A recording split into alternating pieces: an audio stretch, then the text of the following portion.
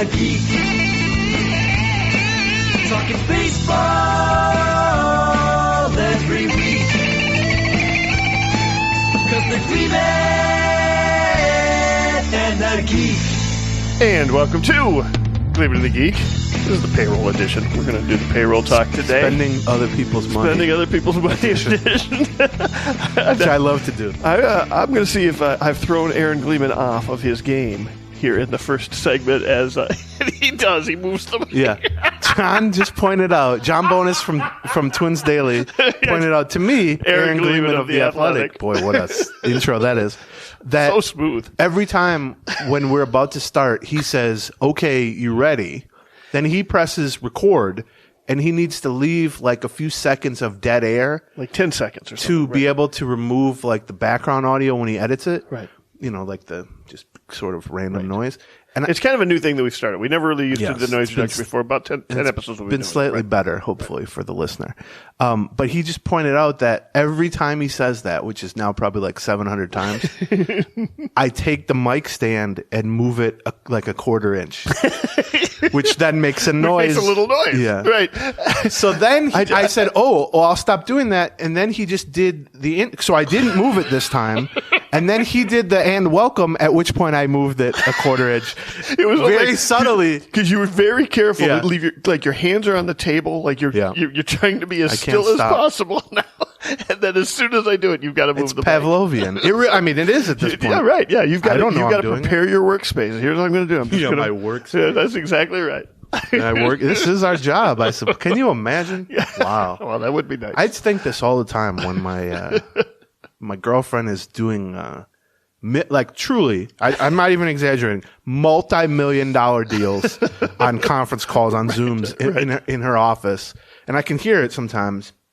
This is just a spare bedroom in our apartment, and I'm listening to her talk to like these companies that I've heard. I know these companies, corporate American. She's talking about talking to Johnson & Johnson. Yeah, the fourth quarter rollout. We need to get above the 22 million mark, and I'm like, boy, what? And then it's like, yeah, well, tomorrow morning I'm going to go sit at John's kitchen table and we're going to talk about Jake Cave. So that's similar. I think, what a job. You know what I mean? Like, what? I don't know. It's great. I guess I'm grateful is my this is my way of saying that. Yeah. So today, still the off season. Twins playoff series hasn't started yet. It's actually not the off season yet. It's still the Twins off season. It's the postseason. It's the dead time for a team that doesn't make the playoffs. Speaking of postseason, you've been watching some of it. I was watching the Yankees lose again last night. So we're recording this Friday morning. Mm-hmm. By the time people listen to this, some people, perhaps the Yankees will have come back and tied the series, and maybe or perhaps they'll be eliminated. Right. Maybe they're going to go on and win the World Series. So I kind of hesitate to say this, like for, I don't know, cart before the horse. Yeah, because the one thing we've said over and over and over again is playoffs are largely a crapshoot. I think we saw that in the National League. Certainly. Yes, we did. But it's funny to watch. Are you saying the Phillies are not the best team, one of the two best teams in the National League? I mean, I don't know. I watched that. I mean, I've been watching all these, obviously, although NBA has started, so that's taken my attention a little bit. Right. But watching the Yankees, and obviously the Astros are themselves a monster of a team. Right. I think the Astros have been the American League's best team for the last decade. Collectively, basically, or the last 8 years or whatever, more so than the Yankees. But it's funny to watch it, and I get the vibe of and I looked up the numbers, but it's like watching the Yankees after watching the Twins play them so many times in the playoffs, and then watching the Yankees against other teams, including now the Astros in the playoffs. I started thinking, like, what is this feeling? And it's like watching a movie, or maybe being in a movie, where the villain, whether it's like Freddy Krueger or Jason or Thanos or a zombie from The Walking Dead, whatever it is, and you can't get away from them. They're just relentlessly tracking you down. You know what I mean? You can't kill them. You don't know how to fight them. You can't kill them. You think you've gotten away, and then all of a sudden they come strolling around the corner, and you just can't. They're just relentless. And then you just watch them play the Astros, and the Astros just sort of slap them in the face, and they fall down dead. Right, and it's like, what? They stand up to the bully. Yeah, Is that it's so strange to watch these like monsters of just like an impenetrable force that will just chase down the Twins, no matter what the lead is, no matter what the inning, no matter what the situation, and for 20 years in a row.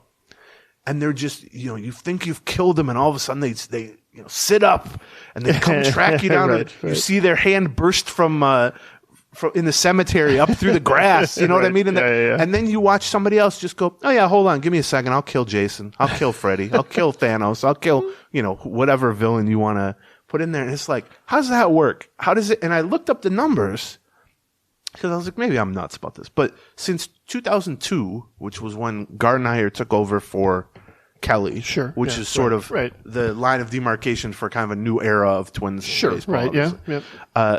The Yankees in the playoffs, overall playoff record, over the course of what is now 21 years. Well, that was sort of the end of the Yankees. The Yankees had almost a run of six wins in 7 years or something like that, from 97 to 2003, something like that. Yeah, they won 3 World Series, and then they lost the 4th one. And then they won a couple more, didn't they? I think they won one more. Maybe wrong. Okay. Versus the Twins, over that 21 season period, they're 16-2. Okay. And it feels worse than that from the Twins standpoint. As my old editor said. You mean in the postseason? Yes, postseason. Okay. This is only playoffs. This is Yankees in the playoffs since 2002. Right. As my old editor, Zach Pierce, said, those 2 wins were sweet, though, huh? But against I remember them. all other teams, so they're 16-2 against the Twins since 2002. Right. Against all other teams, they're 46-62. Right. Since 2010, which is when the Twins moved into Target Field, the Yankees are 7-0 against the Twins. You did 2 3-game sweeps plus the wild card game. Right. Versus all other teams, this is updated through last night's loss to the Astros, they are 24-35.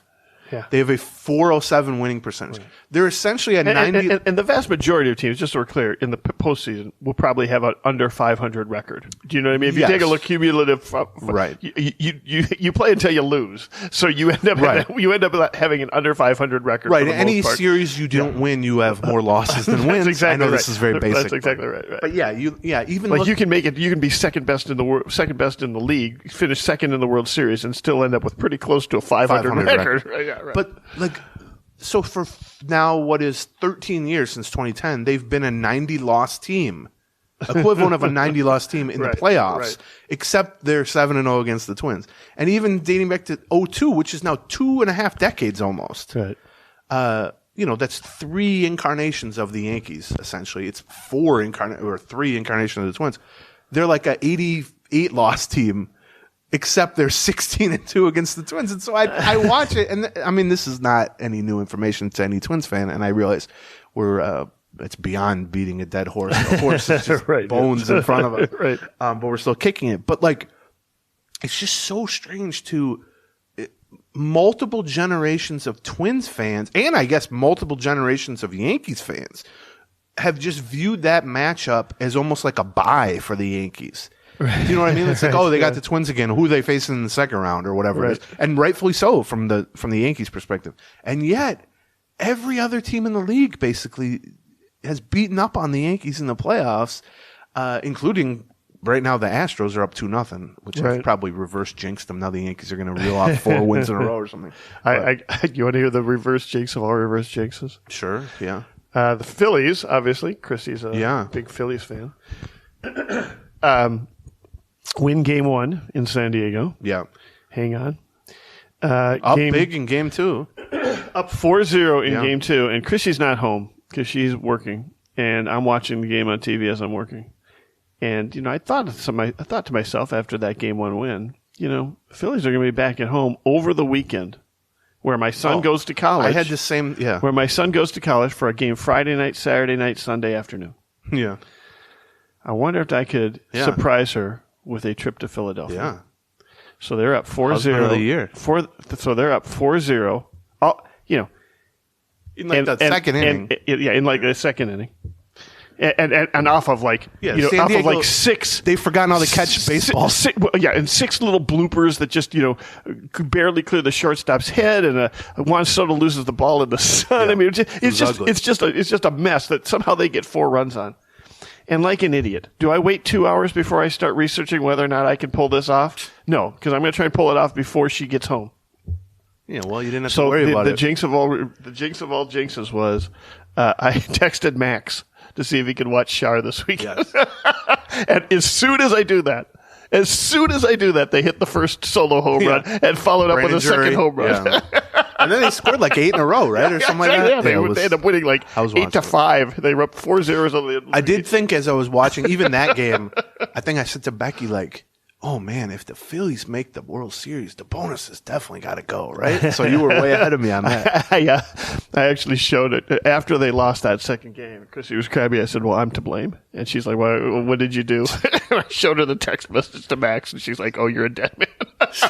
How dare you? It is funny the power that we wield. You know, right. That everyone thinks like it's my reality. Yeah, between I that get to choose. Talking about no hitters on Twitter, that's always a funny one to me because it's like we'll be like, so and so's got a no hitter through 7, and people will be like, how dare you? First of all, my job is to tweet about baseball that I'm watching, but how dare you do that? You're going to jinx it. And I'm like, there's been in the Twitter age 50 no-hitters probably, right. Or, let's say 30 no-hitters. I don't know how many it is. I mean, a couple of years ago, there were 7 in a season. You think there weren't thousands upon thousands of tweets about those two? Like what? I don't know. Anyway. I'm sure there are some Phillies fans listening to this that are angry at me. I'm very sorry, Paul. If you're listening, I'm very, very sorry. Yeah, that's not a group I want. We will not be seeing you this weekend. It's not a group I want angry at me either because they punch. They punch and they talk about. You're lucky if they punch. They talk about hoagies. I was just telling Chrissy there's a show on Netflix that I like. It's a travel and food show, which I like half that, the food part, with a guy named Phil Rosenthal, who was the guy who created Everybody Loves Raymond. It's on Netflix? Is that what it is? It's called Somebody Feed Phil. Okay. Which he just goes to a different country, a different city. And the new season just came out. We watched yesterday. Was Philly, and he takes like a food tour of Philadelphia basically, and I just love the accent so much because now that I know Chrissy, we were just talking about this. Chrissy is 95% accentless. Yeah, but then she'll say like water or hoagie or something, and you'll go, what is that? Like what? So I don't know. I love the Philly accents. I like to rank accents. That's my thing. As someone who grew up being told Minnesotans don't have an accent, right? And then I made my way out into the world at 18. I had the same thing happen to me. The first trip I ever took alone at 18 or something, right? People were like, "Man, you're a Fargo guy," or something. I was like, "What?" It's like, yeah, you got a dumb accent too. So I like the East Coast accents a lot. But I like Southern, like. I had like a couple like teacher not student teachers but like aides in college who one was from North Carolina and one was from I forget Virginia or something, and I love their act like maybe it's because the Minnesota accent, nobody has ever said in general accents tend to get made fun of, I feel like, right. But Southern accents people like sometimes. They go, "Oh man, with a Southern or whatever." And I think the East Coast accent, a lot of people kind of like. Okay, well, I think a lot of people on the East Coast do. You're right.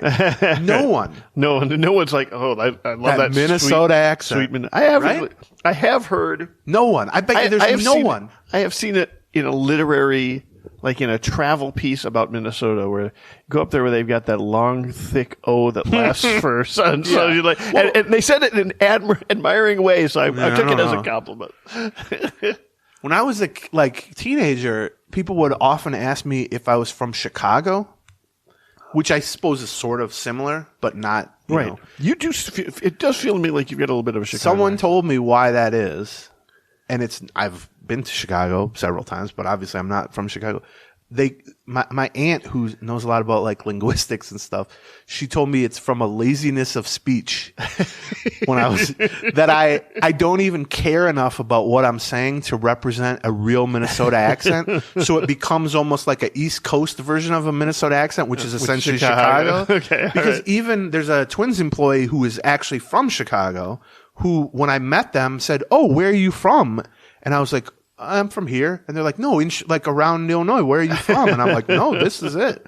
So, but it's a laziness of speech. It's like when we first started doing the podcast, people started commenting. Yeah, I don't know. on that. Right. It's just I have a Minnesota accent, but I just don't have the time or energy to make it count. So it turns into some sort of East Coast accent. Okay, this has been accent Speaking talk. of making things count, well, let's talk a little bit about how much money the Twins might have to spend on things that count. So we pretty much do this. Let's count the poll. We ads both dollars. actually wrote about this recently. So we're well equipped, or as well equipped as and have been writing about it for 20 years. well, right. We always do this, the kind of set the stage for the offseason because, it's... I was on with Common this week at KFAN. Yeah.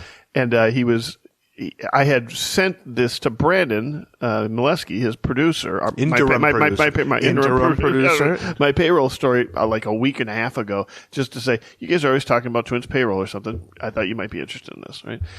And he printed off a copy and gave it to Common. Common was like, I just can't believe how detailed this is. And I'm like, we have been doing this for 20 years. Right. And there's a reason we've been doing it for 20 years.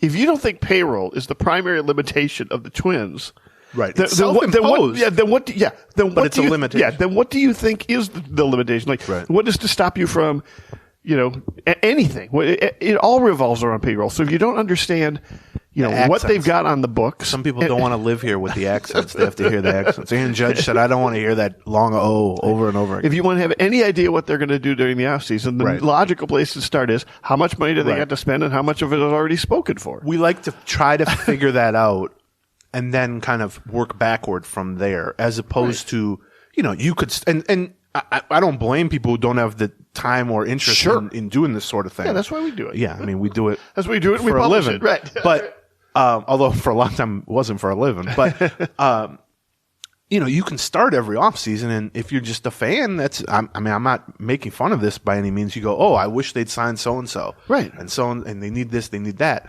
But it's like, well, there are some off seasons where these are self-imposed. Like, yeah, they could go out and sign whoever they want.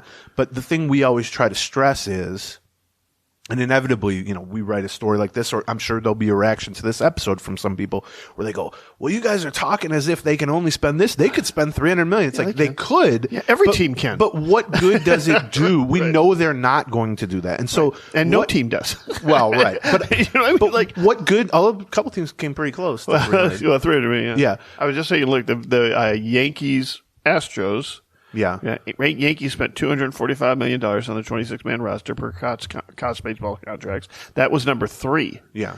Mets were number 1. Astros are at $174 million. They were number 10, which surprises me a little bit that there's no way that's 10th accurate. Overall. Really? That's what I just looked it up this morning. Yeah, but I don't know. Maybe number 9, but I think it was 9 or 10 this year because they had been one of the top ones up till then. Yeah, maybe you're right. They've been one of the top 5 for the last couple of years. This year they slipped down to 10th overall, and Houston is the 5th biggest market now. 5th biggest market. Three of them above them have 2 teams. Right. So that would mean you could say they should come in about 8th. That's one of the things that people fall into with the Twins. They go, well, the Twins are the 13th biggest market. Right. Well, yeah, but Chicago's got 2 teams. Right. The California's all got 2 teams. New York's got 2 teams. Texas has got Yeah, I think the Twins are the 16th biggest market. The Astros are 9th. Yeah, according to Fangraphs, which is basically what you said. Like Cots, $179 million. Cots, I think, at 174 10th or something. So that means of the final 4 teams, they're all in the top 9 for payroll. Because Houston is the one that's right. They're the lowest of the final 4 teams. The Yankees are 3rd, like you said. Philly is 4th. Yeah. And San Diego is 6th. They've been spending money like it's kindling. And the Twins were 16th, which brings me back to what we were saying, which is, any fan base, you talk to a Yankees fan or Dodgers fan, they're always going to be like, I wish they could spend $20 million more. That could bring in this and it would really solve that. Right. Yeah. Well, that's certainly true with the Twins. But to me, and no one, I would guarantee this, other than maybe Common, who just has been talking about pole-head pocket protectors for 50 years, but no one's been louder about the payroll stuff than me and me and you. Right. Over the last 20 years, right? Right. But the difference, I think, is over the last 3 to 5 years with this regime in place, front office regime, is they've done what we were sort of begging for them to do, and they almost never did under the Ryan regime. Right. Which is spend the fifth most money, because why would the Minnesota Twins, outspend the Cubs and the Giants and that's just not realistic. What we kind of begged for or criticized them for not doing was being, 24th in payroll, or, spending $105 million when it was clear that sometimes with Ryan, they were budgeted for 120 and he would just come in at 106 and be like, look, we didn't even have to spend the money. If you look at Falvey and Levine, this leadership since 2017, and especially over the last 3 or 4 years, basically 2018, 19, 20, I'm not saying their moves have been great by any means. I'm not saying they've been hugely successful, but they've spent significantly more money. And I don't just mean in raw dollars. Like, obviously, as time passes with inflation, you would expect, 20 years later, they're going to outspend the team. But I just mean relative to the other 29 teams, they're much closer to just a straight up average. So this year, they were 16th out of 30, it was precisely average. The previous 3 years, they were 17th, 17th, and 18th. I mean, that's what we're going to work off for this season, this upcoming 2023 to prepare for the offseason is, let's assume that they're somewhere in that, 15 to 18 range, basically average. And I'm not saying that's, that you should throw a parade for them for spending an average amount. But I do think an average amount, given their market size, given their revenue, given the division they play in, given all this stuff, for the Minnesota Twins in the Twin Cities, given their TV deal, given everything that you want to roll into it, for them to have just an average payroll seems fairly reasonable to me. And so that's one of the reasons why. Now, if they don't, because right now, as we're going to talk about, they got to spend a massive amount of money just to get to where they were this year, which was $140 million roughly as a payroll.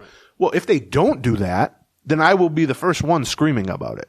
But I think given the last 3 to 5 years, the assumption should be that they are going to do that because they have pushed for that. They have, my sense is, every offseason we get to January and go, how come they haven't spent enough money? And because we're tracking it. Like, it's one thing to just sort of generally bitch about they don't spend enough money. I like that, specifically bitch. That's my thing. That is a 40-year long tradition in Minnesota sports history, especially Minnesota Twins history. And you can just bitch about how much they're not spending money. But when you can take a look and say, no, listen, they spent $120 million last year. They should be spending $125 million this year. They've only spent $95 million. Then you've got something that you can point to and say, where are they going to spend this $30 million? And what we have found out every offseason in the Falvey Levine, and frankly, which Falvey himself talked about in the interview that we did, is like, whatever we're going to spend the money, but it'll probably be late in the offseason because that's just what we do. Which we've actually talked about how that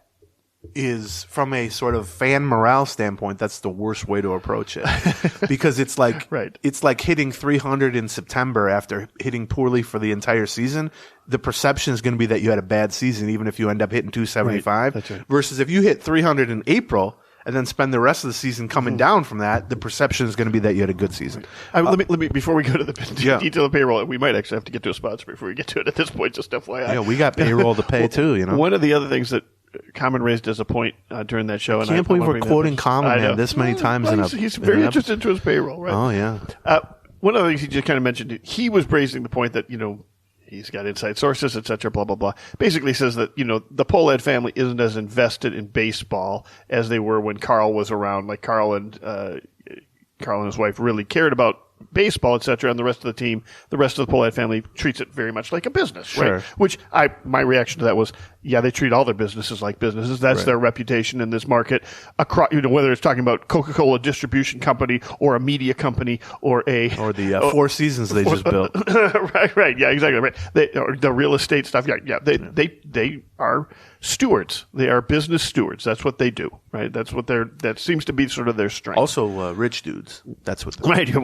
And they're good at it, right? That's the way that works. Rich dudes. It's a technical term. I think, his kind of point was sort of like, are we ever going to get to the point where they're like, no, we're all in. We're going to spend some money on this thing, right? And I didn't think about this at the time, but I kind of thought, does that exist in Major League Baseball anymore? No. I mean, the last one I can remember is the Tigers with Illich, right? No, because I mean, I guess San Diego you could take a look at. The other and go, teams like, don't like when owners do that. Well, that's true too. Which was Mark Cuban tried to buy the Pittsburgh Pirates. I think he's from Pittsburgh. Is he really? Yeah. Oh wow. God, I would love to have him on the Pirates. I love that Right. franchise. Well, Pirates fans would have loved it too. Yeah, right. But I remember at the time, I think he tried to buy the Cubs at one point too. That was probably later. But I remember him saying basically, I'm fairly sure it was the Pirates. This was probably like 15 years ago or something. And I remember him saying in an interview years later, like, I was shocked by the reaction, not from fans who seemed really into it because they saw what I did with the Mavericks, but from the other owners and from the commissioner's office. I came strolling in with the idea of, I'm going to buy this team and I'm going to spend so far beyond our revenue because I want this to become a good team, which is he did in the Mavericks. Right. The Mavericks were the worst franchise in basketball when he took them over. He built a new arena. He did all this stuff. And now they're, consistently a very good team. But he said, I came in with that mindset and all the other owners looked at me and said, we don't want you to do that. We don't want you to be spending $300 million on the per season of payroll on the Pittsburgh Pirates. Right. Then we all got to start spending some of that money. So there's a collusionary aspect to it, which is like, and the other thing that, you mentioned the Padres who have done this before. There's been teams that will Phillies maybe a little bit will sort of pop up, but right. I mean, Philly's a huge market too. It is. That's it. I mean, there have been teams top 6 markets that will pop up for 3 years, spending above and beyond what they've ever spent before, whether it's for new ownership or ownership just decided to get aggressive or a son took over for a father as the owner or something. And what tends to happen, I think, is they get pushback from the league as a whole because the league likes the idea of Yankees and Red Sox and Dodgers at the top. And they like that because those are the big markets. They like it. I mean, they've been pushing for a salary cap for 20 They want years, sort of 25 years, the more 30 structure years. in spending, the better for the people who are doing the spending, basically. But the other thing that tends to happen, and you hinted at this about just the randomness of the playoffs, but that guarantees nothing. And what will often happen in those cases, some owner will say, you know what, screw it. Right. We've been 20th in payroll, but we got a good core here. Let me try to bring in a free agent or two. Let me try to do this. We saw the Marlins do it. Right. Remember they signed Burley and Jose? Right. And then 6 months later, they're like, oh, yeah, we're in third place. Now our payroll is way too big. Let's trade these guys off. And what they find is, I think, you're all every dollar you add to your ability to spend on the team correlates to having a better team. I mean, that's just logical. But the correlation is not nearly as strong as people would think. And so what often happens in that case is you shoot the payroll up for 3 years. You go, oh, we're not even that much better, or we lost in the playoffs or whatever. And it's like, all right, let's go back to spending 20th because at least I can turn a profit on that. Right. Now, we've never seen really the Twins do that. We've never seen the Twins. Now, they would claim they've done that. I mean, Dave St. Peter essentially tried to run that by me when I asked him a few questions about spending last month or whatever. He's tried to say, well, we've been spending well beyond our revenue for years. And, you know that. And I know that. And I said, have you been spending 50% of your revenue, which is often the baseline? And he gave me a 1,000-word answer that was essentially, no. But that would be great. It would be great if all of a sudden, Jim Polad said, you know what? We've been averages the last 3 or 5 years, haven't gotten it done in the playoffs. Let's just add $50 million to the budget each of the next 3 years. That'd be amazing. It would change the entire perception. I think it would juice interest in the team. Right. You got to win at that point, or they're just going to scale it back from that point. But I would love to see that happen as just an experiment. It would certainly make our off seasons spent trying to break this stuff down much more interesting. But short of that happening, I mean, to me, the reason you don't hear us bitching and moaning about payroll as much anymore is because they've reached a level that to me is at least reasonable. Respectable. Yeah. Right, Which is the Minnesota Twins, who are a mid-market team with middle-of-the-road revenues, middle class compared to the other markets in baseball, certainly, are spending an average amount of money on payroll, which this past season was $140 million. If you could guarantee me that they will be somewhere in the 15 to 18 range for spending for every year for the next decade.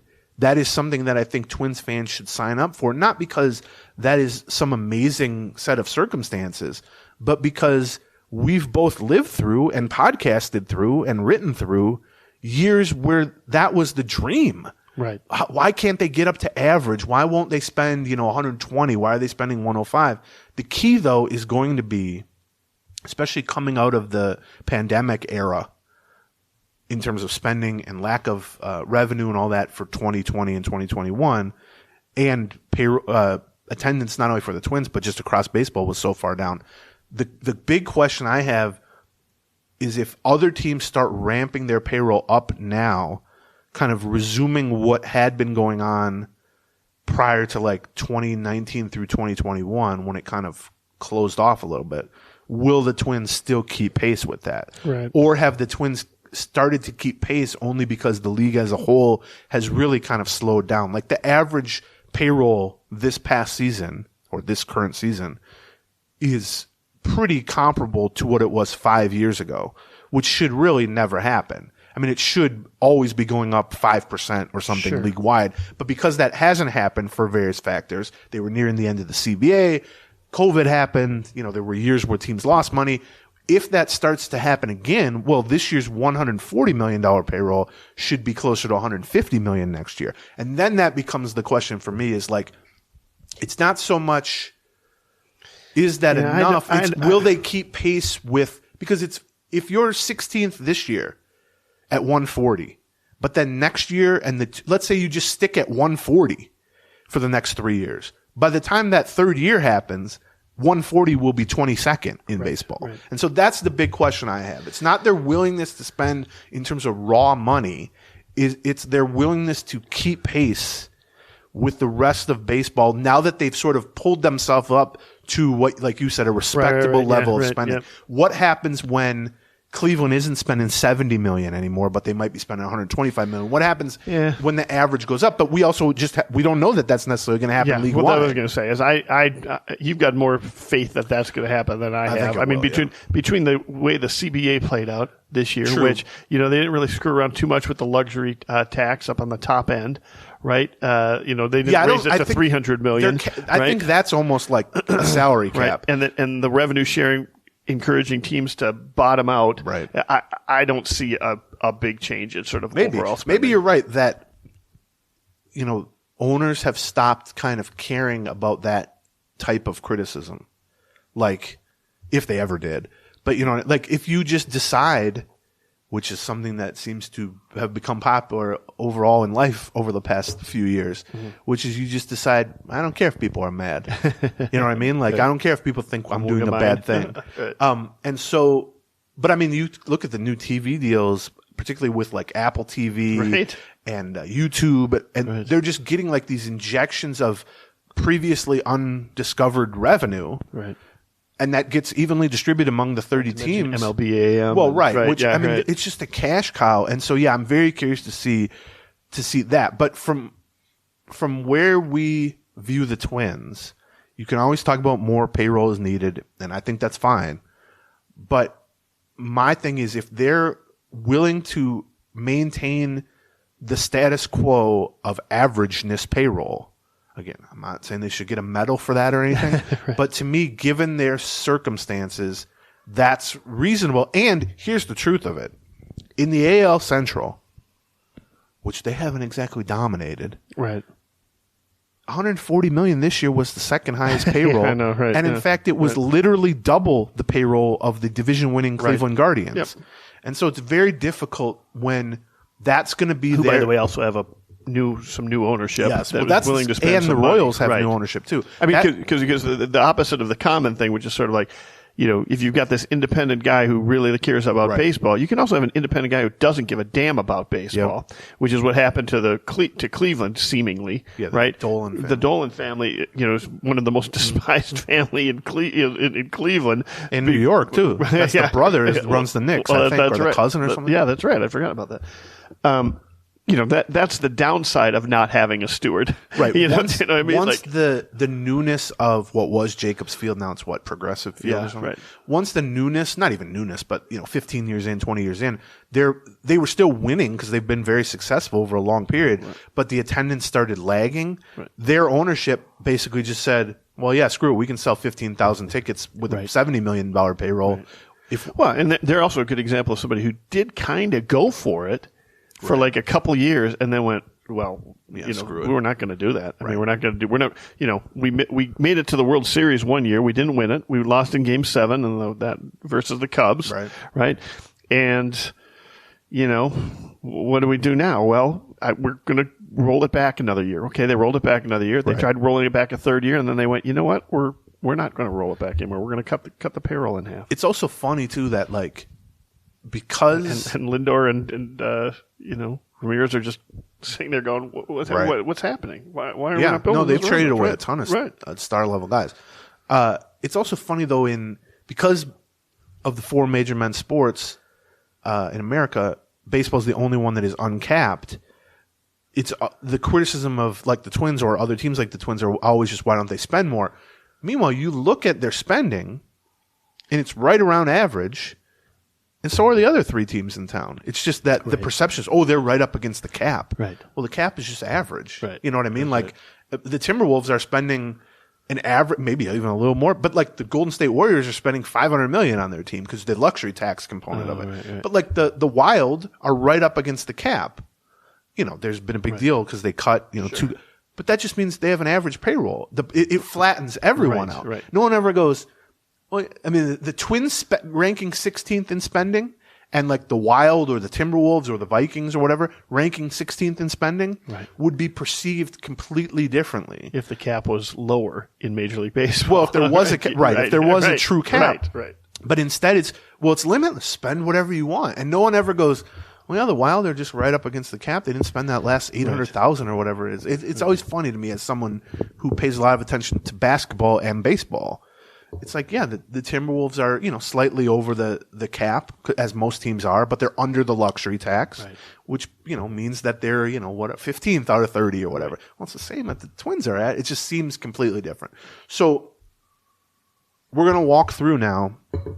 First, we're going to talk about sponsor, but we're going to walk through the guaranteed contracts, the options that they have, including Correa, which he has, the arbitration cases, some decisions they have to make, then try to figure out kind of what is their day one of the offseason baseline relative to what, let's assume, is $140 million payroll, which is what it was this past season. Now, I would argue it should be 145, 150. But, as long as it's not 120, sure. I think that's somewhat reasonable. Before we start on that, let's talk about our first sponsor. BetterHelp, which is a sponsor of Twins Daily. This episode is sponsored by BetterHelp. Gleeman and Geek, John, not Twins Daily. Oh, what did I say? That's your other venture that you don't invite, that you won't invite me to. That's right, yeah. Been trying to join for 20 years. Right, You said no. Nope. BetterHelp, sponsored by BetterHelp Therapy Online. We've talked about this before, but here's how it works. You wake up one day and you go, I got whatever's wrong, whatever I'm not feeling good about. I didn't sleep well last night because whatever it is. I've got to make some changes. I've got to think about something different. I need to talk to somebody about something. What you don't need at that point is any sort of barrier for entry. You don't need to have to make 50 phone calls. You don't need to have to schedule something 6 months. You've overcome barrier after barrier just to get to the point where you're ready for it. So BetterHelp is real online therapy with real therapists, and you can basically tailor it to however you want to have that done. If you want to do a video call with somebody, you can get that going within 48, 72 hours. If you go, I don't really want to be on camera, you can just do a phone call with somebody. If you're like me and you go, well, I hate phone calls, you can type with someone and do a live chat with someone. They will tailor it to whatever your personal preference is because they're trying to get you help. And they think this is the best way to do it. They have literally matched millions of people with professionally licensed and vetted therapists available 100% all online. It's all the benefits of in-person therapy, but more convenient and accessible and affordable, by the way. Another important point. Yes. And you can get 10% off your first month and learn more about this if you go to betterhelp.com/Gleeman. That's BetterHelp, HELP.com/Gleeman. That's betterhelp.com/Gleeman for 10% off your first month. Get unstuck with BetterHelp. Okay. Let's talk about it. You know, Unstuck. that's a poker term. When you're losing a lot of money at a poker table, you're stuck. Oh, yeah. And then if you try to chase that and double up Right. and you try to become unstuck. Right. Yeah. Like if you ever are at a poker tournament or whatever and somebody's just in a bad mood, you go, "Are you stuck?" Yeah. Oh, I'm stuck. If I was at a poker tournament, I would probably be in a bad mood. Yeah. I'm putting together a poker tournament. Are you? Yeah. Would you play in it? If we guess. put it together, it's not gonna be high stakes. I guess. It'd be like $50. You do things for me, I'll do things for you. You're doing me a favor. You show up at my stupid It's like events. I show up at your birthday stupid thing events or something. Maybe Right. No, not like an event. No, I know Like what you mean. I know. 10 guys in a room. I know. Playing poker, drinking maybe some cigars. I'm not much of a poker player. Lavelle claims he can get me some cigars. Okay, all right. Okay, so working off of, let's say, 140, which, like I said, ranks 16th, they've essentially been between 125 and 140 now for 5 years. The guaranteed deals, which is where you always need to start, because that's salaries on the books that they cannot avoid unless they trade somebody, obviously. But here are they only have 5 guaranteed salaries on the books. Okay. Byron Buxton, Yep. whose salary will rise from about $9 million this year to $15 million next year. 25 if he wins MVP. Stays healthy. Yeah. Good luck with that. I believe he got 0 I incentives budgeted this 15. year. Yeah, let's budget 15. Right. It's one of those things. It's not a Kenta Maeda situation. Max Kepler, who's at 8.5. Jorge Polanco, who's at $7.5 million. Right.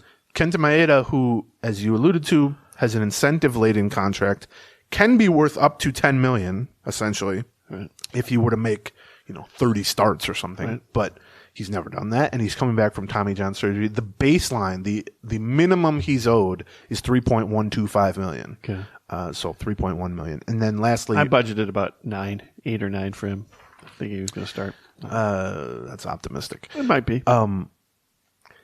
Randy Dobnak is the 5th and final one. I do have him on here too. For $1.5 million as part of the contract that now looks like a mistake and was always kind of weird because he's been injured. But also, the minimum salary is $710,000, I think, for this upcoming season. So $1.5 million is not a huge difference from that. It's not going to wreck they aren't going to go, well, we're going to re-sign Correa, but we got Dobnik's $1 million on the book. Right. So you add up those 5. Those are your 5 guaranteed contracts. That's $35.625 million. So that you would think, oh, well, their payroll right now is at $35.625 million. Well, that's only 5 guys. Right. You had 26 roster spots. So if you filled the remaining 21 roster spots with minimum salaries, you're past $50 million at that point, because it's 700 and change is the minimum salary this year. You also have then options, player options and team options, and some mutual options. They have one in Sonny Gray that is essentially a guaranteed contract because it's going to get picked up, which is $12.5 million. Okay. So you can add that to the 35.6. So that puts him at, what does that put him at? You had a 12.5, huh? I had 12. It went up because he finished. He got a Cy Young vote 2 years ago or something like that. Okay, got it. So you add that to the 35.6, and you're at roughly $38 million or $48 million bucks.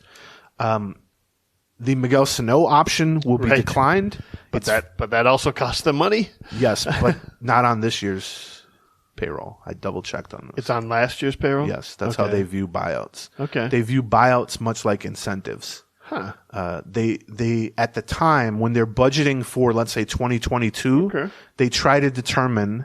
I mean, that makes sense to me because they have to pay it this year. Right. When they turn it down, they have to pay it. In this fiscal year. It's not which baseball season. Coming into 2022, coming into this current season, they knew that the most likely thing with Sano was declining the option. Right. So it made more sense to assume that was going to happen when budgeting. Sure. So that's the same with but Maeda. Even if you don't think you're necessarily going to do it, you still might want to put it towards this one as opposed to next. Right. I mean, it's semantic at some point because you're just kicking the can down the road or you're paying it now. But so Sano, instead of paying him $14 million, which was the option, they'll buy him out for $2.75 million. Okay. Instead of paying Archer $11 million, I think they're going to buy him out. I didn't have for $750,000. Okay, you had and Bundy, right? Yes, and instead of paying Bundy $10 million or $11 million, they'll buy him out for, I forget what it was, but $1 million is what it doesn't really matter because that's on the 22 payroll. Okay.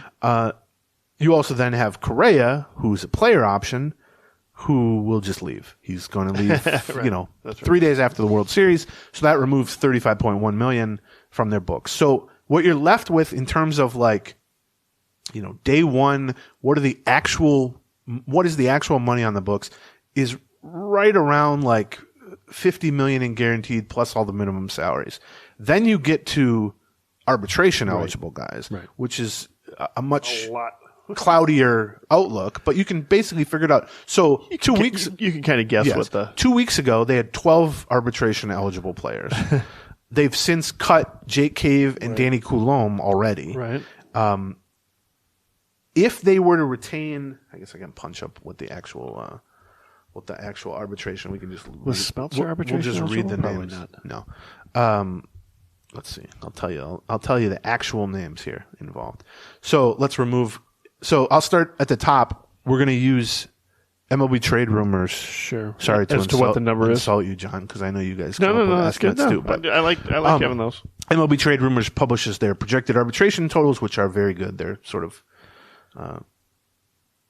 based on historical. Sure. They're not just guesstimates. They're based on the stats that we've seen. Right? They're very good.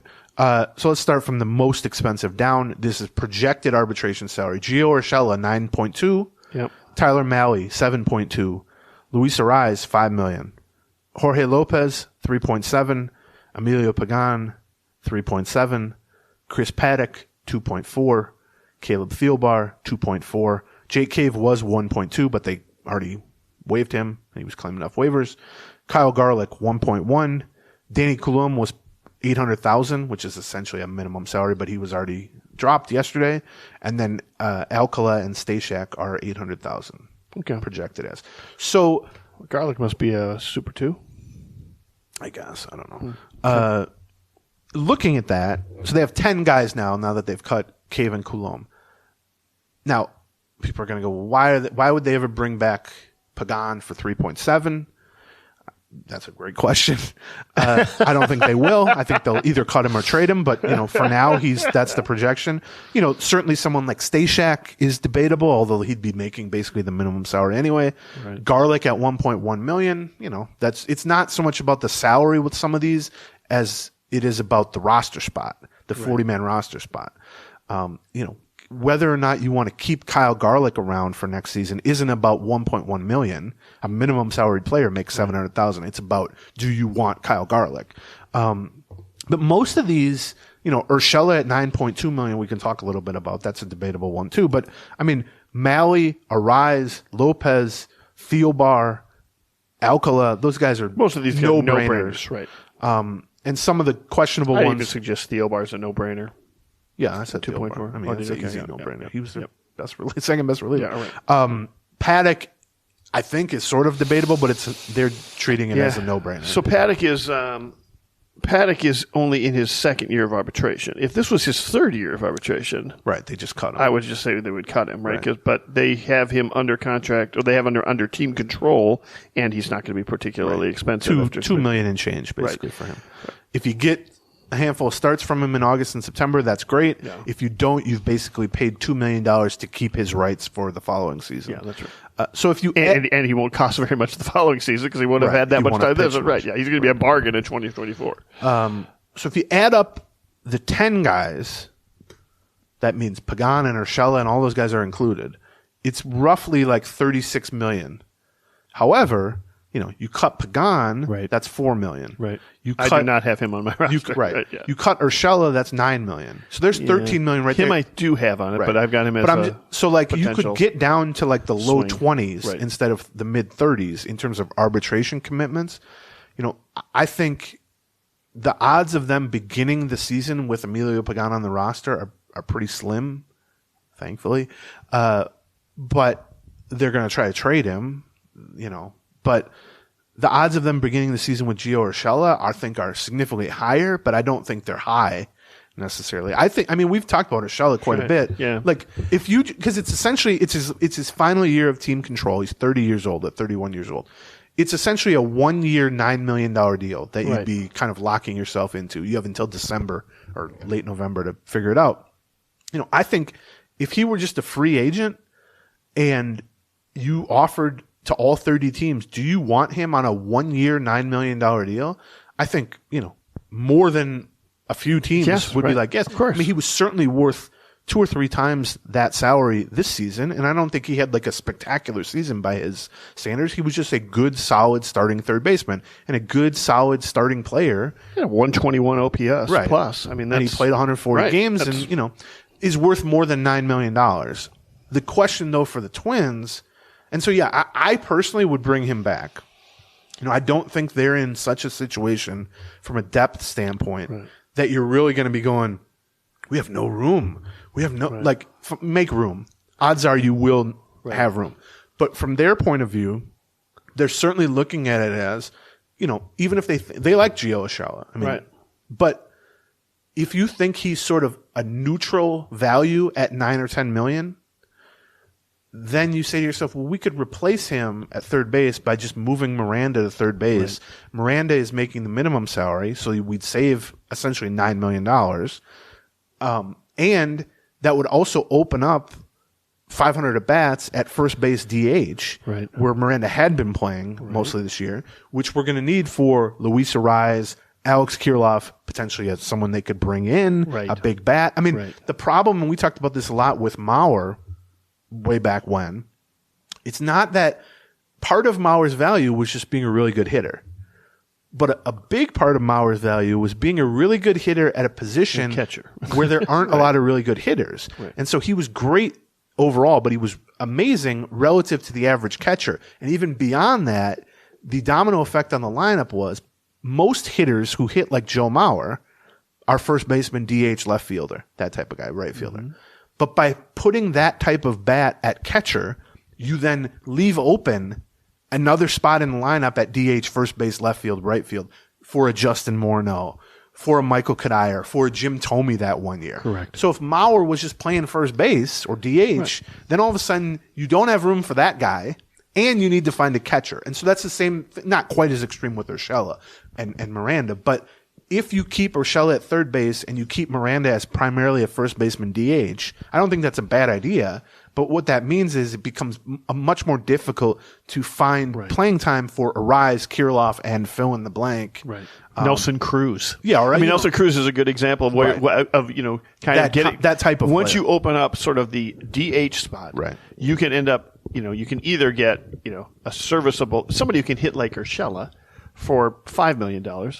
Right, or $6 million, or maybe even better than that, right? Or you can go and pay $9-10 million, which you're paying for Urshela, or $12 or $13 million, which is and get a Nelson Cruz, like a number 3, top 15 hitter in the major leagues kind of person. If you if that person's available on the market, I agree with you. I mean, first of all, I agree with you on Pagan. I don't see it. Honestly, I don't think they offer him arbitration. I think they will shop him as much as they can. I agree. If they can get rid of him, they will. If they can get anything back for him, they will. If they won't, they just won't offer him arbitration. That's certainly what they should do. With Urshela, and we've also got Kepler, as I think kind of also fits this, although he's guaranteed, right? His money's guaranteed. But it's a similar... with a similar thing with Urshela. With Urshela, I view it sort of the opposite. I view it as they're going to offer him arbitration. They'd be happy to have him return. We will see, but they're going to shop him. They're going to look for something that's going to an offer they can't refuse, or that seems truly appealing. The thing about Urshela is, like, he's the kind of guy where if when we finish this payroll analysis, we get to the point like they've got $135 million committed and they've got $5 million to spend, and Gio Urshela's on the roster, well, then maybe you go, you know what? Well, let's trade away Gio Urshela for some prospects. We can use elsewhere. Take that $9 million, add it to the $5 million, and get $15 million worth of like you said, a big bat or a big closer or whatever you're trying to do. But I think we're taking a look at this thing, and I'm wondering how they're going to spend the money they've got. I agree. So but I don't. That makes me wonder whether or not Urshela, they're really going to move Urshela. Okay. Or at least it gives them less incentive to move Urshela. Right. Kepler's the same thing. Like you said, Kepler is guaranteed, but Kepler at $8.5 million, similar to how they have Miranda, who could replace Urshela. Right. They have Larnach, Wallner, Nick Gordon, Kirilloff. I don't know, I'm probably missing a corner outfielder or two, who they could throw out there. A lot of all those guys are left-handed, except for Garlic. Yeah. And Kepler is certainly, appears to be on the downside, or is, on the decline. Now, I don't think he has huge trade value at this point, obviously, but I do think he has neutral or slightly positive value relative to an $8.5 million salary. I know some Twins fans who have watched him struggle this year and last year are probably like, how is that possible? But he still is under 30. He has a team option for the 2024 that could be appealing if, the shift limitations help him or if he just bounces back. And also, as we just defensively. He's very good defensively. He does have 30 homer seasons. He draws a lot of walks. There's somebody I think that's going to look at him and go, well, and also as we just talked about with Urshela, $8.5 million is not much. Right. He's a fair value at $8 million. Right. I think so. Now, is he, especially on a 1-year deal, a necessary part of the Twins' plans at that price? I would lean no. I agree. To me, even like you said, they're not in desperate need of $8.5 million or $8 million, which was what you'd save by replacing him with a minimum salaried guy. But I want to give time to Wallner and Larnach and whoever else. At some point, relatively soon, you're going to be finding room for Austin Martin, Royce Lewis. There are other guys coming up through the system too. And I also think for that money, I'd rather kind of go shopping for a bigger bat, potentially, or a right-handed bat, potentially. So I view Kepler and Urshela as similar in that, if they have no trade value whatsoever, which I would be surprised by, but let's just say that's the case, I would be fine keeping both of them. I mean, you have no choice with Kepler because he's under contract. But I certainly would lean with both of them if you can kind of get anything of value, not a bucket of balls, not some random, single A reliever who's got a 5% chance of reaching triple A or whatever. But if you can get a legit, I'm not saying a top 100 prospect, but somebody you think has a major league future, or you can get a decent reliever, or you can package them with something else to get a decent start. If you can get, 95 cents on the dollar or more for value for them, I do think it would be worthwhile to move both of them, not necessarily for the savings, right? But you would save, $17 million, right, exactly right. $15 to $20 million, which can be used on something. But I just think for the value proposition, because otherwise, if you don't do that, they're both going to leave after this upcoming season for nothing, most likely. Yeah. And you have young, higher upside, much, much cheaper people waiting in the wings at those spots. So that to me, Urshela more literally, because he's a yes or no, you have to decide to keep him or not. He's not guaranteed. And then Kepler, who's in the same boat, but it's a guaranteed salary. Those to me are almost the only real decision points on this payroll. Inflection points I of agree. I agree. I'm with you. When we're looking at how much they have, it's either going to be this amount or it's going to be this amount minus $9 million if they get rid of Urshela, or this amount minus $17 million or plus $17 million if they get rid of both of them. That's right. And so to me, Pagan, I guess, is sort of in that boat too. But the rest of the roster, I mean, they might make some decisions. Pretty straightforward. But it's not going to significantly change the numbers one way or the other, right? Those two are the numbers that are really. Let me ask you this thing quickly. Okay.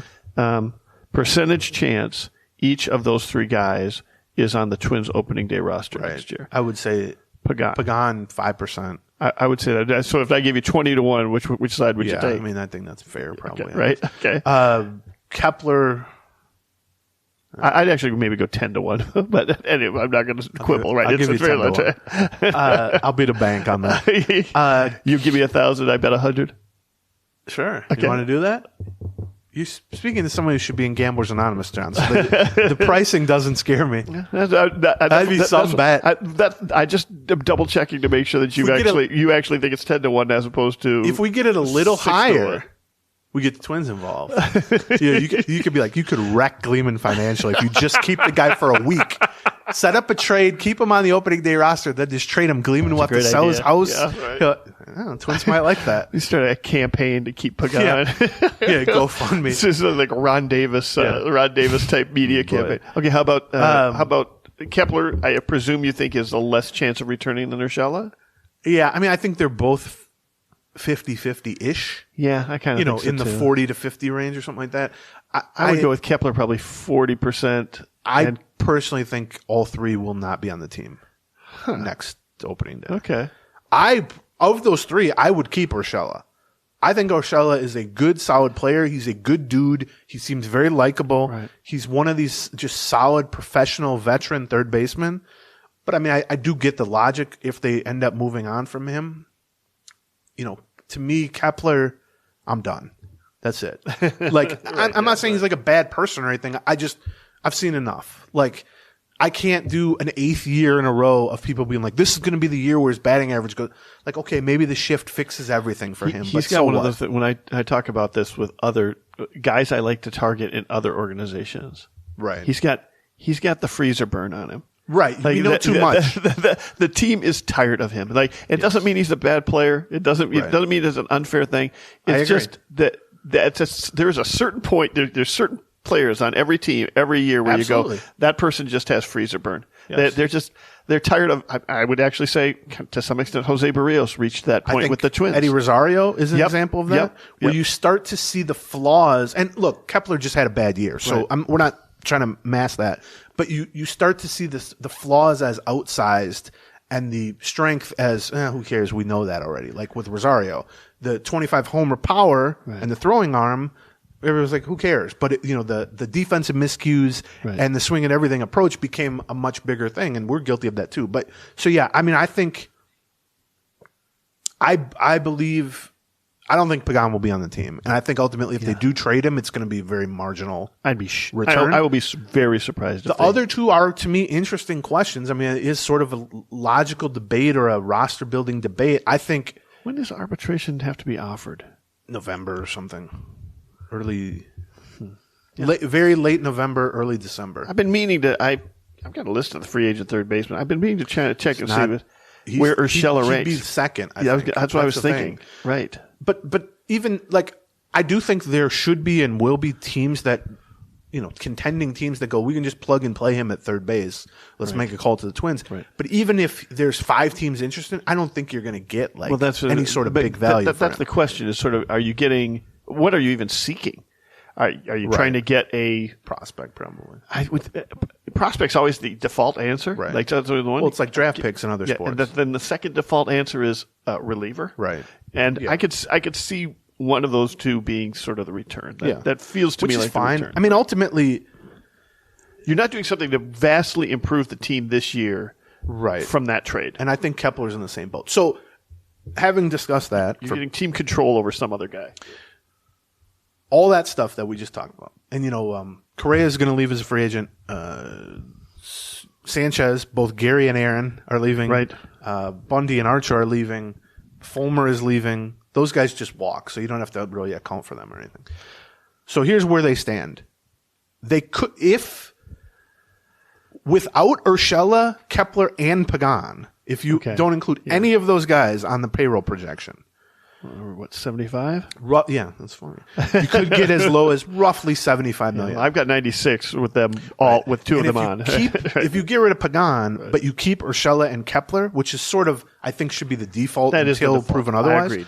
Yeah, it's roughly 95 million. Yeah. So, okay, working backwards from 140, at 95 million, with Kepler in right field and Urshela at third base, which means you have Wallner probably at AAA, you have Miranda at first base, it has domino effects there. Right. You have roughly $45 million to spend to equal this season's salary. Right. If you're at $75 million, though, that means you have Miranda at third base, you have Larnach and or Wallner playing right field, you have all different bench probably at that point. You got $65 million to spend, basically, at that point. Now, what does $65 million buy you? Well, we can talk about that going forward maybe next week. We will talk about that, right. But here's some context. The Cleveland Guardians, who won the division, their total payroll for this season was $68 million. Mm-hmm. Well, so if you have $65 million to spend, you can do pretty well with that. Now, you have to spend it smartly, which the Twins You have to spend it smartly, and you also have to probably, like, if you are trying to get some high impact players, you're probably spending it over multiple years, not over just this year. That's the thing. You're not going to luck into a Carlos Correa 1 year, $35 million deal again. You're going to, even if you're trying to get somebody like Verlander, who's 39 years old and, maybe gets, you could make a good argument that nobody's going to want to give him more than a 3-year deal. It's still going to be a 3-year deal, and it's going to be $35 million for those 3 years. It would be fun to just save a $30 million payroll slot for whichever good free agent wants to sign a 1-year deal every offseason. Like Correa 1 year. Next year it's Verlander. The year after that it's Kershaw. It's, whoever. That would be great. Just a series of 1-year deals, essentially all in the same slot. But so you look at that and you go, okay, well, this year they spent $140, which is about average. I would say realistically they have between $50 and $60 million to spend this offseason. They can get a little lower, they can get a little higher, all that stuff. $50 or $60 million for the Minnesota Twins. Right. That's crazy. Is a lot of spending power. Right. But $35 million of that is basically because Correa departed. That's right. Before we get to some of the Diamond Award stuff, the 40-man roster stuff, let's talk about our last sponsor here. And our mailbag. Let's not forget the mailbag. Oh, yeah. I might not have time. Let's talk a little bit about Uncommon Goods. So just real quickly, somebody out there that listens to us reports to Chrissy things that I say on this podcast. Yeah. So I'm telling you, you're welcome to do that. I'm very transparent. She could listen to it herself, but she never does. All your racism and sexism. all my degrading things I say about my wife, right? But don't tell her about this spot because I've got 2 presents coming for Chrissy from Uncommon Goods. And I don't even want to, I kind of want to talk about the great products they have, but I'm afraid if I say them out loud, you can't trust our listeners. My Christmas shopping for her is done. Yeah. It's done. Also just bought a present for a friend of ours on Uncommon Goods that I'm going to give them. I don't even know, for Christmas, I guess. I just saw it, and Uncommon Goods' whole thing is they want to and I've heard about this. It's a great place you can go to get kind of interesting, fun, often artistic things, as opposed to, you don't want to just give somebody like a Starbucks gift card for everything.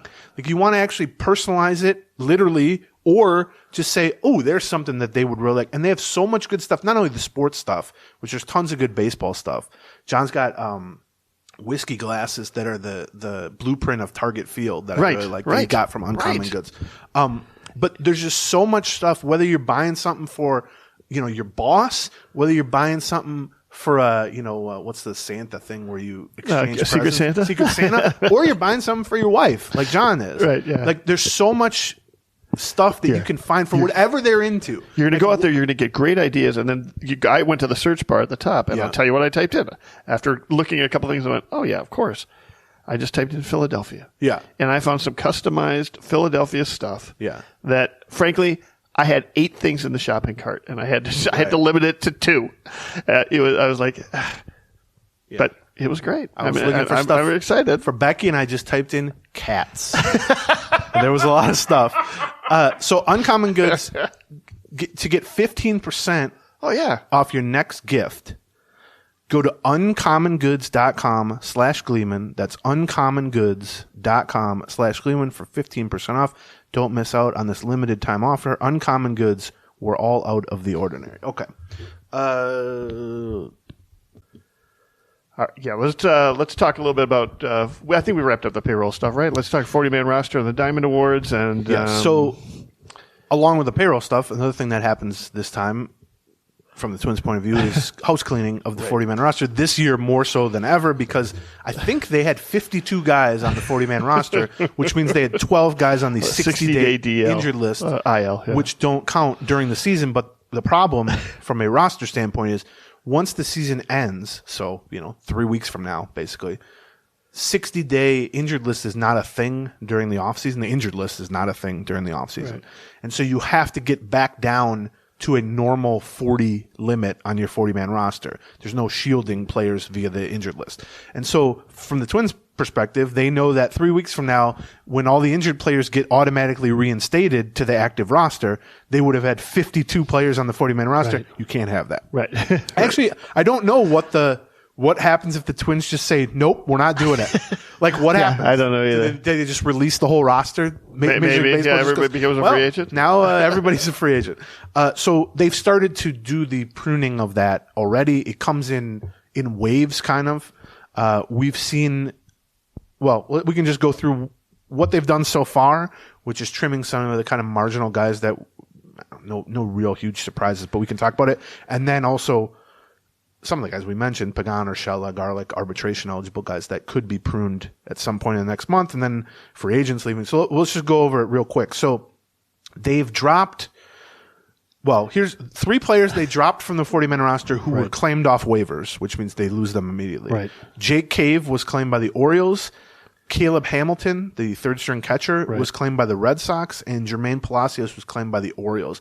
To me, the only loss there is Palacios. Who I agree. Looked pretty bad in September, although he hit a couple homers last. He did hit a couple home runs, but he also hit like 190. Yeah, and he made some uncharacteristic miscues in the field, which is his calling card, shortstop defense, basically. I think Palacios is going to have a major league career as a utility man. I think he's a good, solid shortstop. I think he can play third. He can play second. They've actually even played him in the outfield at AAA. The question with him was always like, can he hit enough? And I think the last 2 or 3 years at AA and AAA, I'm not saying he's going to be an impact hitter, but at the bottom of a lineup playing, 250 at bats a year as a utility guy, I do think he can hit, 250 with 8 homers or something like that. Is that a player you regret losing? It's going to come back to haunt you? No, but I was a little surprised, especially given, as we're going to spend the next several months talking about their complete lack of shortstop options once Correa opts out and before Royce Lewis comes back midseason, hopefully. My assumption was that they would at least keep Palacios around. I thought so too. As, if all hell breaks loose and we just can't find a shortstop this offseason, he could at least go stand out there on opening day and not, make a fool of himself. Yeah, I was surprised to see him be one of the first cuts from the 40-man roster. How about that? I mean, they must have thought they could sneak him through at that particular point or something.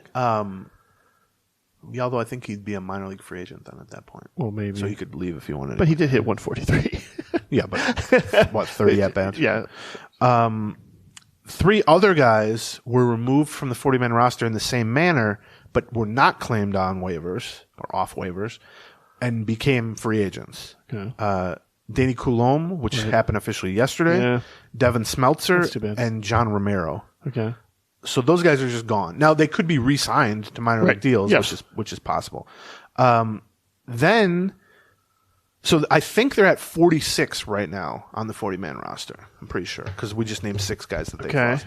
Now, as soon as the season ends, here's a list of free agents that are just going to leave automatically. Right. You don't have to do anything with them. They just automatically are removed from the roster. Correa, Archer, Bundy, Fulmer, Aaron Sanchez, Gary Sanchez, Sandy Leon, Miguel Sano, Billy Hamilton. So that's 2, 4, 6, 8, 9 guys. Okay. So then you're down to 37 on the 40-man roster. So you're already under the limit. There's no real danger of, they're going to have to cut Jorge Polanco to get under the foot. So you're already at like 37. Then there's the arbitration eligible guys who we've talked about. Stashak, they could potentially cut. Pagan, Urshela, Garlic, those guys are on the 40-man roster, arbitration eligible, but could be cut at any time if they're not in the plans. Garlic, they cut last year, right? He was off the 40-man roster when they got it, when they put him on. He was invited to spring training, and he ended up getting put back onto the 26-man roster, but he was off the 40-man roster at this point last year. I don't think that would happen again, but I don't know. And then in terms of other guys who are currently on the 40-man roster, they're not free agents, they're not arbitration eligible, but they're sort of, I guess, marginal or the most marginal left. Yep. Mark Contreras. Yep, I got him. At some point. Stashak, I mentioned. There's some guys who I would be surprised by these, but I'm just going to list 3 names. Sure. It's not Trevor McGill, Blaine Enlow, Cole Sands. Yep. I wouldn't cut them. I don't think they're going to be cut, but I think there's some slim chance that that is when you are getting to the point where you're past the fat and you're starting Right, to it's cut starting to into hurt a little bit of meat. Yeah, but it depends how trim you want to get. How sort of streamlined. You didn't have Balazovic on that list. I was wondering No, about they're that. not going to cut Balazovic. They wouldn't. I don't think. I mean, yeah, you could add that. The other thing that, and Falvey actually mentioned this when we talked to him a few weeks ago, a lot of planning for this type of thing from a 40-man roster standpoint is, clearing the decks of the guys you've called up as sort of emergency options that weren't really belonging on the 40-man roster anyway, but there were so many injuries, so now you're undoing that by removing them. You're letting free agents walk. You're deciding on arbitration guys. You also have to pare it down with the knowledge that you're going to be adding not only anybody you trade for, anybody you sign as a free agent, but you're going to be adding prospects to protect them for the Rule 5 draft, which is the first week of November or of December. I think it's December 8th. Right. I'll be there. I just booked my Where flight are you? to You're going to be at the San winter Diego. meetings this year. Yeah. Where are they? San Diego. Oh, nice. It's tough. People are going to have to look at my legs. That's what I told Dan Hayes. I said, be prepared to look at my legs. I did not know you were going to the winter I'm gonna have meetings. shorts. Good. I'm excited about that. Booked the flights. The 4th through the 8th, I think. Where are they held? The Marriott in San Okay. Diego? Okay. I don't know. Dan's going to be my unofficial tour guide of San Diego, so they'll be at a brewery probably. Oh, my God. Yeah, I'm right. sure. Yeah. Or worse. Yeah. some drug den. Dan knows his San Diego. Yeah, No that's question the thing. about that. Now, if you say to Dan, where's the Whole Foods in San Diego? I don't know that he knows that. But if you say to him, where are 2-for-1s? He'll know where that is. But so a lot of the prospects who are newly eligible for the Rule 5 draft, which is another sort of class of prospects each year that age into the Rule 5. They have to be protected or they can be taken. So that's usually a handful of guys. Some year it's 2, 3, some year it's 7, 8, but on average it's 5 or 6 guys. But a lot of those guys were already for the Twins, added, right? Like Louis Varland was already called Right. up, or I don't know, Matt Wallner, or I mean, Right. just think of all the young guys they called up who kind of, Simeon Woods Richardson. A lot of that has already been done. Right. So there's probably, I don't know, I have to take a look, but 3 or 4 more kind of must adds. And then after that, it's all just sort of, 50-50. Do you want to protect this guy or not? But looking at that list, I mean, once the free agents leave, they're already at like 37. You cut a couple of arbitration guys, you're down to like 35. Right.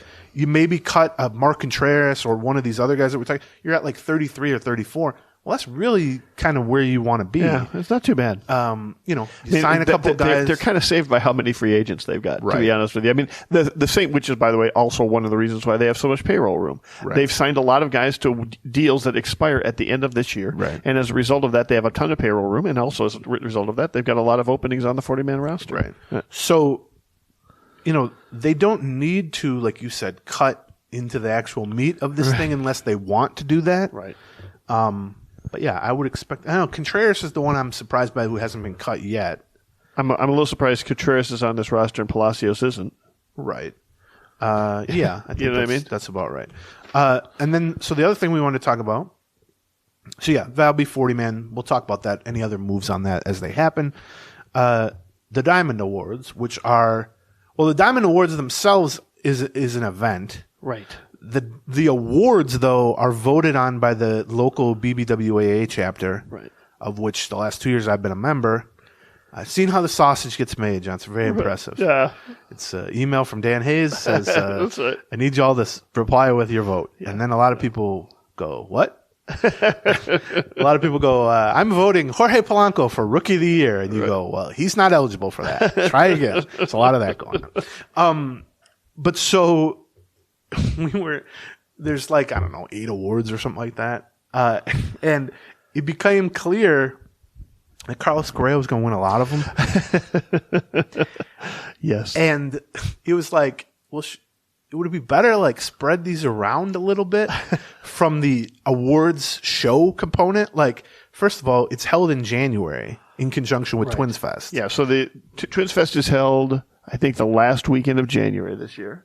Okay. I think That's late. I think, yeah, it's usually the third weekend. Yeah. Oh, you know what it is though? Yeah. I wonder if it's kind of now it's the fourth weekend this year, and I bet you it's going to be sort of the fourth weekend going forward. I don't know. We'll see. Why is that? Well, I always think of it as 2 weeks before the Super Bowl, and the Super Bowl got bumped back two 2 weeks, which doesn't make any You sense. think they're basing it off? No, the Super I don't. Bowl? But that's just when how it's you always remember. been. Like with the one exception of the time that the Super Bowl was here, they avoided it. Do you know what I mean? But so it's a dinner. John's part of the committee for it, which is always hilarious. To me. That's exactly It's right. so funny. Like people are kind of out of the loop, but near the end of every season, people are like, "What's with are we doing the Diamond Awards?" And I go, "You know who knows?" And they're like, "Dave St. Peter," and I go, John Bonus is somehow on the committee for the Diamond Award. Like, Yeah, Twins Daily is a sponsor of the for how Diamond many Awards years now have you been on the committee for the Diamond I Awards? don't know, 3, 4, 5 years. Yeah, Something like that. it's one of the stranger Yeah, things. well, because it's a big fundraiser for ataxia and ALS research at the University Well, of I'm not saying Minnesota. it's a bad right? thing. Yeah, right. It's like finding out like you're on like a parole board or something. It's like how did he get named to that anyway? Right, yeah, that's right. But so yeah, that is the Twins Fest is going to be Friday, Saturday, or maybe Sunday. I don't know exactly. They haven't announced any details around Twins Fest yet. Thursday night before it is the Diamond Awards because they've got all the Everybody's in town. Yeah, everybody's in town for it. By the way, Saturday is going to be the Meltdown. I'm having a meeting today to talk about the Meltdown with the event. The event place. Wait till you hear my on the fee 28th. to show up for that. $5. There you go. But yeah, it's a suit and tie dinner. To raise Big, money for formal, charities. Fun event. Yeah. And part of it is, it's built around the awards. And so, but the problem is And who actually presents the awards? Aaron Gleeman. the BBWA members. Yeah. Good luck getting me to do that. I already told him I'm not doing it. But Dan goes, "You go to suit?" And I said, "It's irrelevant. I'm not." Anyway, They give a little speech. They give a little introduction to the person. Very today's. I'll tape one if they want it. The winner of the minor guys, sorry I minor couldn't league make pitcher it. of the year, the Jim Rance Award is so and so. He came from blah blah blah. Yeah, I'm looking forward to your. I'll tape it. Here's mine. I'll tape it right now. Just pull this audio. Here we go. Hey guys, sorry I couldn't be there. I'm actually in town. I just don't want to go. The winner of the Rookie of the Year award. I'm literally just like 3 blocks away. like, I I'm could be just there over the bridge. in 7 minutes. I've timed it out. I'm not into it. My suit is ill-fitting. You're gonna love it. Then we go out afterwards. It's a blast. Yeah, or I could just wait a day and do that same thing. We can do that at the winter All Meltdown. weekend. Right, yeah, It's the same that's thing. true. Fair point. The appeal of going out boozing with you and Dan Hayes when it's going to happen 4 times in 4 days is like maybe the first one. But the problem that they're running into, or they're going to run into, is Carlos Correa. Here's the awards Carlos Correa won. I know. Okay, he won Yes. Team MVP, which we both Right. would have voted for him. He won the Bob Allison Leadership Award, which is like the clubhouse leader award. Yep. He won Best Defensive Player of the year. award. Yep. He won their Community Service Award, which we don't actually vote on. They decide on that because of his foundation. And he won the Media Good Guy Award. He won 5 awards. That's 5 out of 8 awards, I believe. 9 awards. No, out of 8 awards. Unless Carlos Correa re-signs with the Twins by January, whatever it is. Odds are he will not be at the I don't think he's going to show up, fly in. Maybe he will. He's the media good guy. He's been a pretty good But guy. I think he's probably going to be pretty busy at that point. I would trying to think get his so. $300 million I would think somewhere. so. So that's why I was like, well, maybe we could spread these around. But as you look at them, I think Which of those would you not give to him? right. So I voted him for all those. I had 1 of 20 votes or whatever it was. I mean, we talked about the MVP thing on the last episode. Right. I think at mid-season or even 2/3 of the way through the season, you could have made an argument. Probably, I would have voted Arise as team MVP, but Arise really shrunk down the stretch as they kind of collapsed. Whereas Correa tried to carry them as best he could. I actually had Arise 3rd on my ultimate ballot behind Duran, also who I had 2nd. Media good guy to me was a no-brainer. He's the most prominent player on the team, and to have that person be the most available on the team is rare. Right. And also he's a good quote, and he's friendly, and you can go talk to him about swing mechanics or talk to him about, expected batting average, which I did several times. And, he's willing to go on the record with all that stuff. So that was the easy one. Leadership, Right. everyone points to him as the leader of everything. And then defense, I think, is the one that could be, I guess, debatable. But the problem is, Nominated for a Gold Glove yesterday. Well, right. As was Arise, but you're not going to pick Arise. Buxton over played him. like Right. 4 games in center field, so you can't name him as your Right. defensive player. Right. Max Kepler is probably the best defensive player relative to his position, except he's a right fielder, and also he had a terrible year overall, so that would seem like an odd vote. Gio Urshela, I guess you could have given it to at third base, but his numbers weren't that amazing.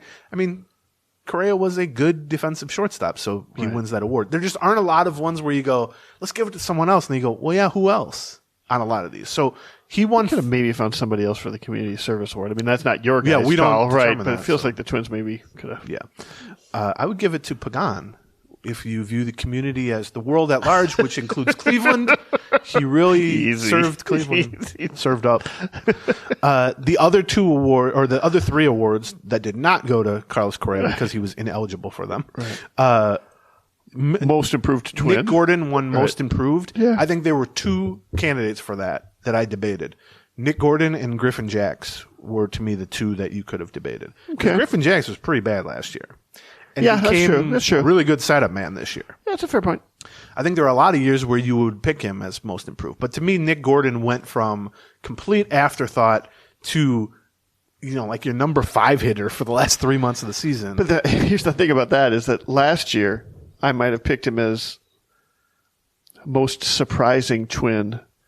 Maybe not most improved because he wasn't actually there the year before. But the fact that he broke through and ended up playing, as many games as he did, and but he wasn't good. He wasn't particularly good, but he was at least in the majors. Like that was a different situation. Royce tried to make the case for Jose Miranda, which is it's difficult to be most improved when it's your first season. Right, exactly. Right. But he was like, well, he looked like crap for 3 weeks. I was like, well, yeah, but we're not going like literally like who was the most improved. So Nick Gordon won that. He was even up for 3 weeks. So here's the thing.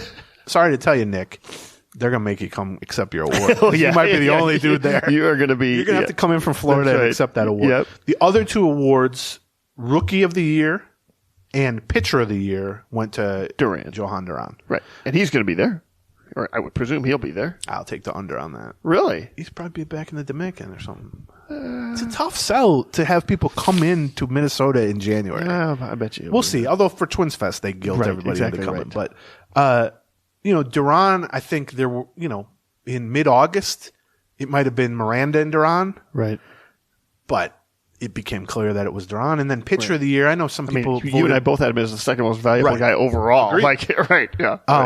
Pitcher of the Year, you could say Sonny Gray or Joe Ryan, maybe, something like that. But to me, Duran was. So I voted, I got it 100% right. The other award is Upper Midwest Player of the Year, which is always amusing. It's intended to be Minnesota, Iowa, Wisconsin, and both Dakotas.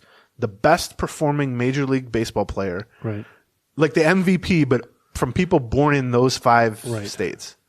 What often happens, I found out, is the people who are doing the voting just go, well, who's the best guy from Minnesota? Because we are, after all, in Minnesota. Right. So the answer to that is Caleb Thielbar this year. Okay. And last year would have been Caleb Thielbar. Okay. Except last year, Jared Walsh, who I think is like from Iowa or something, hit 30 homers for the Angels. He got the award. Right. This year, a bunch of people voted for Caleb Thielbar. I did not because I, like a doofus, went through Baseball Reference, each of those 5 states, and looked up the best performing guys. And did you choose Varsho? Yeah. Okay. Dalton Varsho, whose father, Gary Varsho, was an outfielder, sort of a 4th outfielder type for the Cubs and some other teams in the 80s. All right. And I do not remember. I'm going to show you a picture, John.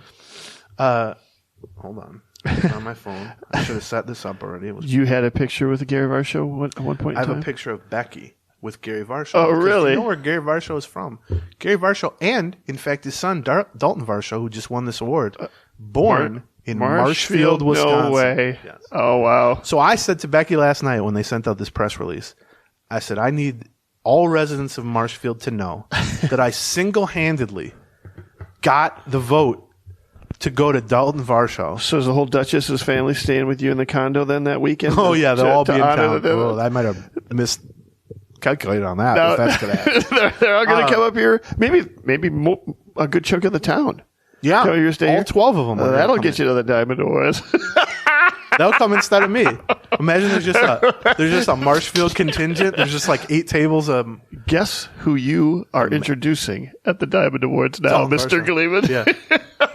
The 2 most famous things in Marshfield, Wisconsin. There's 3 famous things. There's the Marshfield Clinic, which is like a Mayo Clinic type of thing that people come in to get treatment there. They have a ton of doctors there. There's Fate Farms, which is her dad's farm. Right, that's it. They also have like not blockbusters, but 3 VHS rental places still, which I view as sort of landmarks. And then the Varshaws. Those are the 3 things. So he got Upper Midwest Player of the Year. Well, that is awesome. So those are your awards. That is definitely the one that you're going to introduce. Yeah, good luck. And then these weren't voted on by us, but Matt Wallner got Minor League Player of the Year. Okay. And Louis Varland, back-to-back now, got Minor League Pitcher of the Twins Minor League Pitcher of the Year. They'll both be there. Yes. Yeah, that's going to be tough for them to get out of it. Yeah. Because they're Varland's in North St. Paul, and Matt Wallner's in Forest Lake or something like that. They could probably sell some tables, right? The whole we saw the Varland crew at Yankee Stadium. As long as there's like a cash bar, they seem like they'll be in. They seem like the bonus crew a little bit. You might want to be friends with them. Giddy up. Okay, so those are your Diamond Awards. We should also mention before we let you go for today, coming up, our friend Do-Hyung Park, the MLB.com beat reporter for the Twins, is making his return appearance on Jeopardy for the Second Chance tournament. Right. He plays, which is already underway. I've been watching him. He plays on Wednesday the 26th? Is that right? Wednesday the 26th. 4:30 here in Minneapolis, St. Paul. He'll be one of 3 people competing in that tournament that day. And the next morning, we're going to have him on the Patreon podcast. To break that down, and the Twins. Yeah, we'll talk Jeopardy, we'll talk Twins, we'll talk whatever else he wants to talk about. I don't know what he's into. Really good. We had prepared some questions because we do a mailbag on Patreon on a regular basis. We had prepared some questions. We ran out of time on the Patreon. We answered 30 questions, 40 questions, something like that. But there were a couple that we were going to actually do in this one and do a mailbag. And it went exactly how mailbag always goes on the free podcast, and did go for 10 years. Right, up until we had the Patreon. We promised that we're going to do it. A couple of emails, and then we get to the end and we're like, we don't have time. We're not going to do them. And so that's why we started a Patreon with all mailbag episodes. So we absolutely have to do them. So you might want to just consider signing up for the Patreon. Get the Doe interview. We're also going to be talking to, I think, Dan Hayes for the week after. For a Patreon piece, and then skip that one, and then probably do like the Diamond Award, and then probably do some more mailbag where if you are a Patreon, you actually get to submit questions to our exclusive inbox, and then we guarantee that we get to the mailbag questions and answer your questions because we don't guarantee we can answer them all because we get a lot, but we do spend 90 minutes answering readers' questions. That's Patreon, Patreon, patreon.com/Gleeman. So we'll have Doe on midweek. Then we'll be back, the normal Friday show, which we're going to, I think, go over. We'll see what happens between now and then, but we're going to go over kind of what are the actual off-season needs and what are the kind of surface level options in free agency and trades at each of those positions or each of those areas. So we're going to go over that because now we've laid the baseline of the roster. Right. We've laid the baseline of the payroll. Next step, let's try to figure out. Let's take a look at the opportunities directions they could potentially go. So we'll do that, and then midweek we'll have Doe on, and then I guess 2 weeks from now or a week and a half from now we'll probably have Dan on. Yep. Because you guys said you wanted more guests, and maybe the after mailbag if you want to join. So all right. That's all I got. That's it. Shout out to Marshfield, Wisconsin. Shout out to BetterHelp and to Uncommon Goods. Everybody, zip your lips when it comes to telling Christy about this particular podcast and what things I've purchased. Tell her that you heard he's getting her one of those cars with a bow on them that you see in the commercials. That's right. Yeah, the Lexus commercial. I always wonder, that's right. Who buys those? Because here's not me, man. Here's the thing: if you're husband and wife, and you buy a Lexus for your husband, let's say if you're a wife, it's not really a present because aren't you pulling from communal money at that point? Do you know what I mean? You would think so. And how does the guy not notice or the woman not notice that there's a $80,000 car? Plus, those giant ribbons got to be $10,000-$12,000 I always see those commercials and I go, who's this for? But it must work. I don't know. It feels to me like they're gaslighting us on those commercials. I don't think anybody really does that. Yeah, I don't either. But it's so ingrained. Hey, let me ask you this: we both know a fair number of people. What? Do we know anybody who's ever done that? No.